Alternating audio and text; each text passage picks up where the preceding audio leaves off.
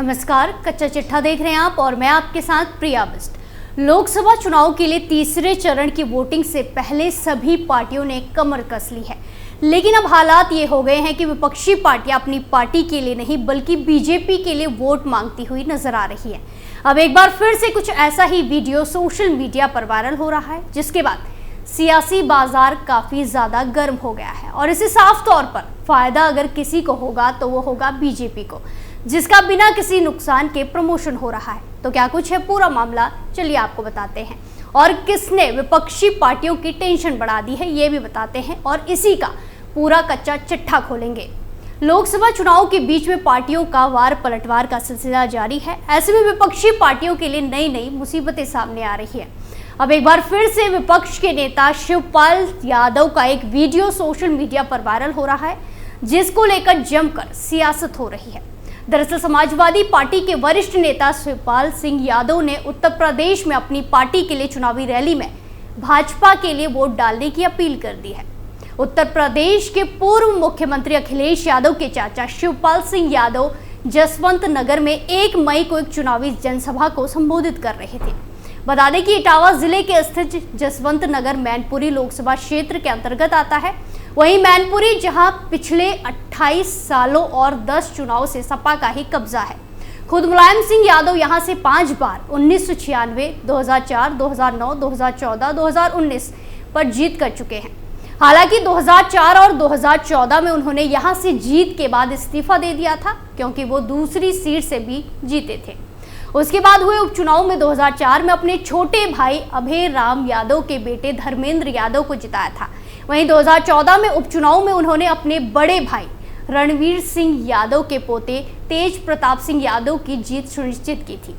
शिवपाल सिंह यादव ने ताजा रैली में कहा कि 7 मई को भारतीय जनता पार्टी को बहुत बड़े मार्जिन से जिताना है और इसीलिए भी जिताना है क्योंकि आपके सामने कई बार बहुत चुनौतियां आई हैं। खास बात यह है कि शिवपाल सिंह यादव जब ये बोल रहे थे तब सपा के अध्यक्ष अखिलेश यादव मंच पर ही मौजूद थे। शिवपाल सिंह यादव ने सपा की जगह जबान स्लिप होने की वजह से भाजपा कह दिया, बीजेपी कह दिया, लेकिन सोशल मीडिया पर वीडियो वायरल होने के बाद उनकी भट पिट गई। पहले आप भी सुनिए क्या कहा है शिवपाल सिंह यादव ने। आज तो राष्ट्रीय अध्यक्ष अखिलेश यादव को आप बोलना है और आप सब लोगों को सुनना है और फिर 7 मई को भारतीय जनता पार्टी को बहुत बड़े मार्जिन से जिताना है और इसलिए भी जिताना है, आपके सामने पर कई बार बहुत चुनौतियां आई हैं। बताते चले कि मैनपुरी की मौजूदा सांसद अखिलेश यादव की पत्नी डिंपल यादव हैं, जिन पर पार्टी ने इस बार फिर से भरोसा जताया है।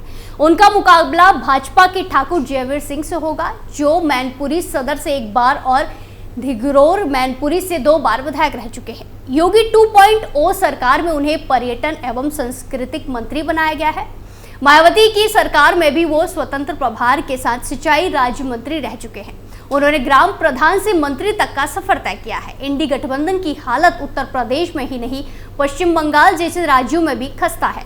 पश्चिम बंगाल में कांग्रेस के प्रदेश अध्यक्ष अधीर रंजन चौधरी ने एक भाषण के दौरान बंगाली में कहा, टीएमसी को वोट क्यों दे, बीजेपी को वोट देना बेहतर है। अधीर रंजन चौधरी का वीडियो सोशल मीडिया पर तेजी से वायरल हो रहा है। भले ही कांग्रेस और अन्य विपक्षी दल इंडी गठबंधन के बैनर तले एकता का दावा कर रहे हैं, लेकिन जमीनी स्थिति उस बात से बहुत दूर है जिस पर विपक्ष देश को विश्वास दिलाना चाहता है। वहीं दूसरी तरफ लगातार लोकसभा चुनाव के बीच में अपडेट देखने को मिल रहे हैं। दरअसल तेलंगाना के पूर्व सीएम और बीआरएस प्रमुख के चंद्रशेखर राव पर चुनाव आयोग ने 48 घंटे तक चुनाव प्रचार करने पर बैन लगाया है। आयोग ने केसीआर पर यह एक्शन कांग्रेस के खिलाफ अपमानजनक और आपत्तिजनक बयान देने पर लिया है। अब केसीआर 1 मई 8 बजे से अगले 48 घंटे तक चुनाव प्रचार नहीं कर सकेंगे। वहीं दूसरी तरफ एटा लोकसभा सीट पर नए जातिगत समीकरणों से सपा ने जीत के लिए जो जाल बुना है उसमें खुद ही उलझती नजर आ रही है। टिकट के यादव दावेदारों को दरकिनार कर पार्टी ने शाक्य बिरादरी के देवेश शाक्य को चुनाव लड़ने के लिए उतारा है। ऐसे में शाक्य मतदाताओं को संभालने की कोशिश की जा रही है, लेकिन इस प्रयास में पार्टी के बेस वोटर यादव फिसलते नजर आ रहे हैं। अब पार्टी उस पायदान पर है जहां पे यादवों को संभाला तो पूरा सियासी गणित ही गड़बड़ा जाएगा। इस सीट पर पूर्व में सपा हमेशा ही यादव समाज के लोगों को टिकट देती रही है। यूं तो पार्टी के इस निर्णय पर अन्य वर्ग के लोग उंगलियां भी उठा रहे हैं, लेकिन यादव बहुल सीट और सपा के यादव प्रेम के आगे सभी तर्क वितर्क पीछे छूट जाते हैं। लेकिन इस चुनाव में पार्टी ने अप्रत्याशित फैसला लेते हुए देवेश शाक्य को टिकट थमा दिया। ऐसे जातीय समीकरण बनाने की कोशिश की गई जिसमें शाक्य मतदाताओं को रिझाया जाए। पार्टी का मानना था कि यादव मतदाता उन्हें छोड़कर कहीं नहीं जाएंगे, जबकि शाक्य प्रत्याशी के नाम पर शाक्य मतदाताओं के आने से पलड़ा भारी हो जाएगा। एक और जहां पार्टी के इस फैसले से तमाम स्थानीय नेता छम्द है, तो प्रत्याशी ने भी आकर पार्टी का इशारा समझते हुए सबसे पहले सजातीय शाक्य मतदाताओं को ही साधने का काम शुरू किया। ऐसे में इस वर्ग के मतदाताओं में बंटवारा होता हुआ नजर आ रहा है, लेकिन दूसरी ओर यादव छिटकते हुए भी नजर आ रहे हैं। कासगंज में देवेंद्र सिंह यादव, एटा में पूर्व ब्लॉक प्रमुख विजीर सिंह यादव सहित कई अन्य यादव नेता और उनके समर्थकों ने सपा छोड़ भाजपा का दामन थाम लिया। लगातार सपा के विरोध और भाजपा के समर्थन में प्रचार में जुटे हैं। ऐसे में यादव मतदाताओं को सहेज कर रखना सपा के लिए बड़ी चुनौती हो गई है। दरअसल एटा लोकसभा सीट पर जहां सर्वाधिक मतदाता लोधी समाज के हैं, इसके बाद यादव तो शाक्य भी बहुआयत में है।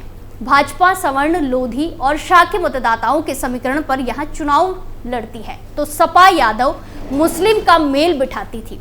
इस बार शाक्य प्रत्याशी को लाकर यादव मुस्लिम और शाक्य समीकरण बनाया गया है। सपा जहां शाक्य मतदाताओं की बढ़त अपने पाले में जाता देख रही है, तो भाजपा यादव वोट उनके खेमे में आने का प्रचार कर रही है। किसे फायदा हुआ और किसे नुकसान, ये चुनाव परिणाम ही बताएंगे। दरअसल सपा संस्थापक मुलायम सिंह के निधन के बाद ये पहला लोकसभा चुनाव है। सियासी दंगल में उतरे यादव परिवार में अखिलेश सबसे सीनियर है। ऐसे में पार्टी के साथ ही मैदान में उतरे परिवार के सदस्यों को जिताने की जिम्मेदारी भी उन्हीं के कांधे पर है। अब देखना यह है कि वो परिवार के कितने सदस्यों के साथ संसद पहुंचते हैं। सियासत में सैफई परिवार के नाम से मशहूर यादव कुनबे के जो 5 सदस्य इस बार लोकसभा चुनाव लड़ रहे हैं, उनमें अखिलेश यादव ही सबसे ज्यादा अनुभवी है। 2.5 दशक के सियासी करियर में उनके पास सांसद, विधायक, विधान परिषद सदस्य रहने का अनुभव है। अखिलेश जब कन्नौज से लड़े, उनके समर्थन में मुलायम सिंह यहां पहुंचे। साल 2000 के उपचुनाव में तो उन्होंने बोर्डिंग हाउस हुए जनसभा के दौरान अखिलेश का हाथ उठाकर कहा था कि बेटा छोड़कर जा रहा हूं, इसे सांसद बना देना। साल 2019 में खराब सेहत के बावजूद मुलायम सिंह यादव ने डिंपल यादव के लिए सभा भी की थी। इस बार वो नहीं है। ऐसे में पूरा दारोमदार अखिलेश यादव पर ही टिका है। परिवार के 2 वरिष्ठ सदस्य प्रोफेसर राम गोपाल यादव और शिवपाल यादव भी उनकी मदद के लिए मैदान में हैं। हर चुनाव जीता, विरासत संभालने फिर मैदान में। साल 2017 में पार्टी में मचे घमासान के बाद आखिरकार अंदरूनी लड़ाई जीतने वाले अखिलेश यादव हर सियासी समर में हमेशा विजेता बनकर उभरे हैं। इस बार अपने परिवार के सदस्यों में लोकसभा चुनाव लड़ाने वालों में वही सबसे ज्यादा अनुभवी हैं। कन्नौज से 3 बार और आजमगढ़ से 1 बार सांसद रहे अखिलेश यादव इन दिनों मैनपुरी की करहल सीट से विधायक भी हैं। साल 2000 से अब तक लड़ रहे हर चुनाव में उन्हें कामयाबी मिल रही है। इस बार फिर से कन्नौज के सियासी समर में है। पार्टी के साथ ही उन पर आम लोगों को भी निगाहें लगी हैं। अखिलेश यादव के बाद परिवार में सबसे ज्यादा बार संसद तक पहुंचने का रिकॉर्ड उनकी पत्नी डिंपल यादव के पास है। उन्होंने अब तक 5 बार किस्मत आजमाई है, जिसमें 3 बार कामयाबी मिली है। पहला चुनाव 2009 के उपचुनाव में फिरोजाबाद से लड़ा था, जिसमें नाकामी मिली। उसके बाद साल 2012 के उपचुनाव में कन्नौज से निर्विरोध निर्वाचन हुए। 2014 में मोदी लहर में भी अपनी सीट बचाई। 2019 के नजदीकी मुकाबले में भाजपा से हारी। 2022 में ससुर मुलायम सिंह यादव के निधन के बाद हुए उपचुनाव में मैनपुरी में जीतकर फिर से संसद पहुंची। 6ठी बार लोकसभा का चुनाव लड़ रही हैं। बदायूं से साल 2009 और 2014 में लगातार 2 बार सांसद रहे धर्मेंद्र यादव 4 चुनाव लड़ चुके हैं, 2 बार नाकाम रहे। 2019 में भाजपा से हारे थे। इस बार पार्टी ने उन्हें पूर्वांचल को सहेजने के लिए आजमगढ़ से दंगल में उतारा है। साल 2019 में इस सीट से सपा मुखिया अखिलेश यादव जीते थे। 2022 के विधानसभा चुनाव में करहल से विधायक बनने के बाद उन्होंने इस सीट से इस्तीफा दे दिया। उपचुनाव में धर्मेंद्र यादव को मैदान में उतारा। नजदीकी मुकाबले में 8,679 वोट से हार गए थे। अब 5वीं बार मैदान में है, यानी कुल मिलाकर इस बार का लोकसभा चुनाव अखिलेश यादव और समाजवादी पार्टी के लिए काफी ज्यादा अहम है। कच्चा चिट्ठा में फिलहाल के लिए इतना ही। बाकी तमाम खबरों के लिए देखते रहिए कैपिटल टीवी। नमस्कार।